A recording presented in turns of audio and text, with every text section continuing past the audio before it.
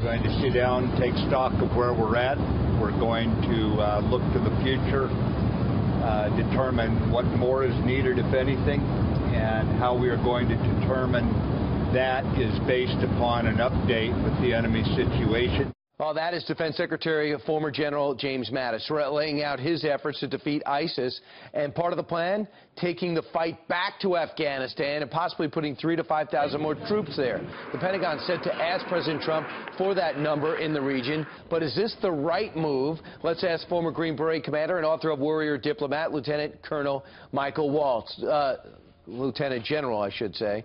I'm sorry, Lieutenant General. Lieutenant Colonel. I don't want to give you too much credit, but you've done enough. Colonel, real quick, I mean, do you like the numbers that Mattis put forward? I think they're about right. Look, I think let's be clear here. We're not talking about putting American troops on the ground where they're kicking in doors and they're holding territory. What we've been doing the last couple of years is supporting the Afghan army and supporting the Afghan police with an advisory effort. But that advisory effort has been too senior, kind of too strategic, too high level, so to speak. And we need to push those advisors down to the battalion, the brigade, and even the company level where they can really help the Afghans in the fight. But what's the focus? To sustain that government, to kill off the Taliban, to wipe out ISIS? What is it?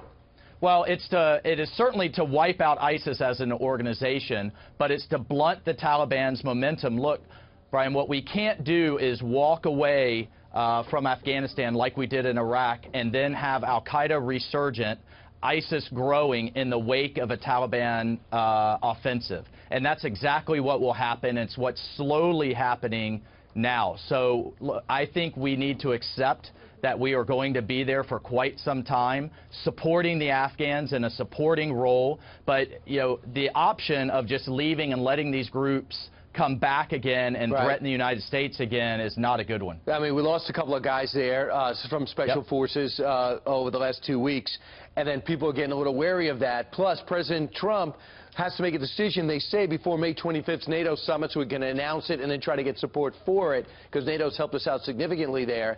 So he is he's America first. Let's stop spending on these foreign wars. Do you think that would be counterproductive for him and his strategy to write billions of dollars for an Afghanistan war that might not give them a complete victory? Would that be going against what he ran on? Well, you know, and I completely understand the America First approach, but he also ran on keeping America safe. And again, you know, let's look at it this way. Pakistan has which is right next door to Afghanistan, a population of 200 million and nuclear weapons. Afghanistan, a population of about 30 million. If we let that area fall and degenerate into chaos, and we have a resurgence of al-Qaeda and now ISIS again, America will be less safe. I think we're going to be engaged there for quite some time at a low level, a supporting level, like we've been in South Korea and other places fighting this idea of Islamic extremism. Right, because of course they're training in Pakistan and coming over with brand new uniforms and brand new guns to fight in Afghanistan. So we have to do something about that. That certainly make things better. I think we have to make a much tougher stance and take a firmer stance against Pakistan. Absolutely. Lieutenant General Michael Waltz, thanks so much. It's good to know, too, you have General McMaster and General Mattis who served substantially in Afghanistan. That'll help. They know what they're doing. Yeah, I hope so, and I think so.